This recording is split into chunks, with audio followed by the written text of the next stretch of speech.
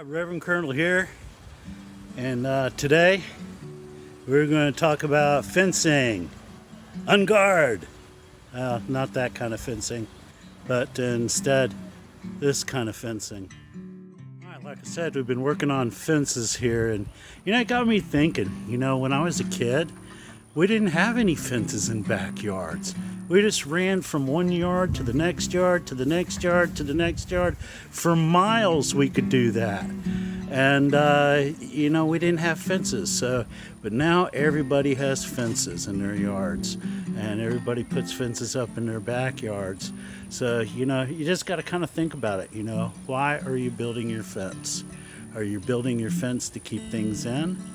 Or are you building your fence to keep things out? Or both. But anyway, here we go.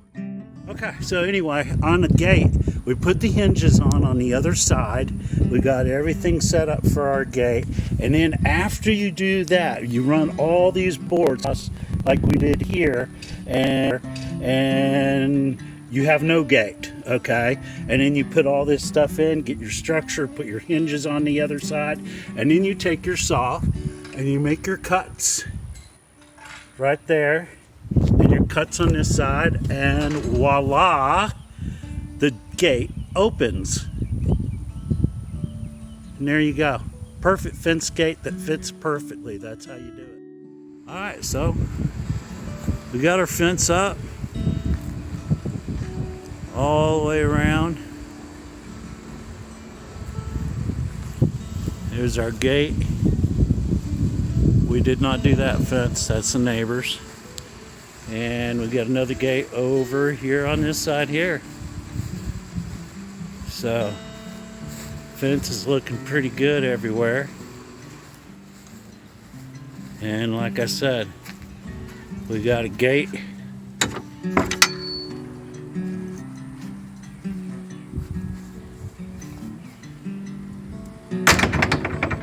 And we got two gates.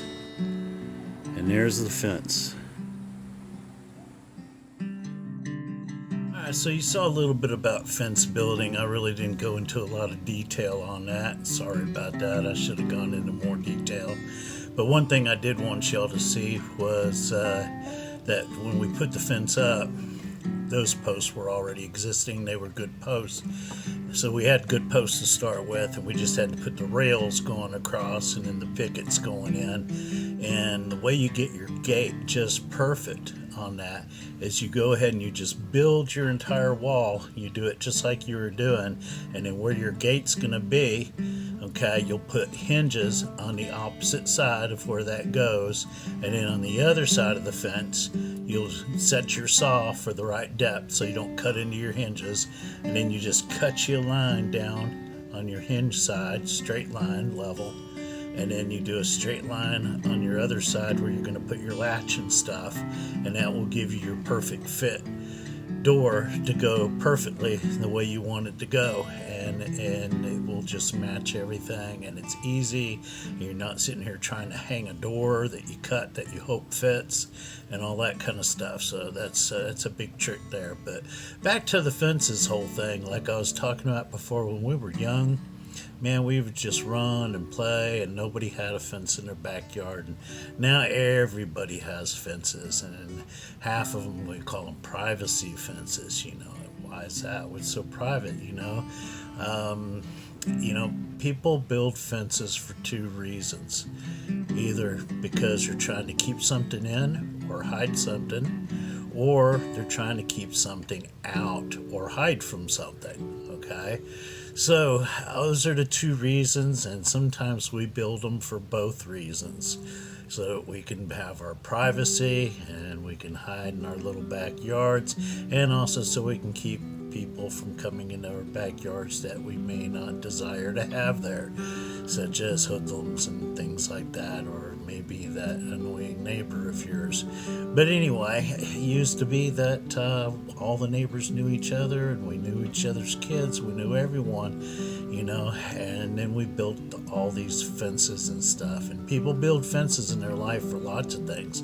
Lots of people have fences built around themselves that are not physical fences, but that are mental fences or spiritual fences that they'll build. And we've been doing that ever since Adam and Eve. They built a fence around themselves, when they didn't resist temptation, and they were hiding from God, and because they knew that they done wrong, they knew that they were naked, they knew things that they should not have had to have known about, because God created a perfect world where they didn't have to know about that stuff.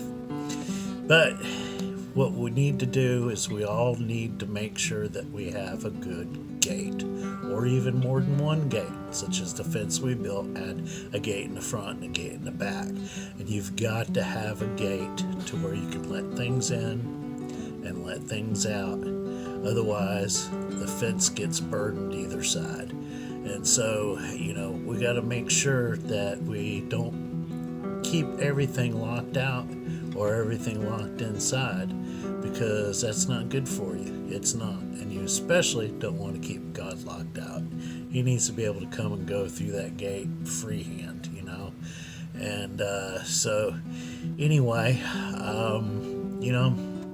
can't hide from God. Can't do it. There's no way.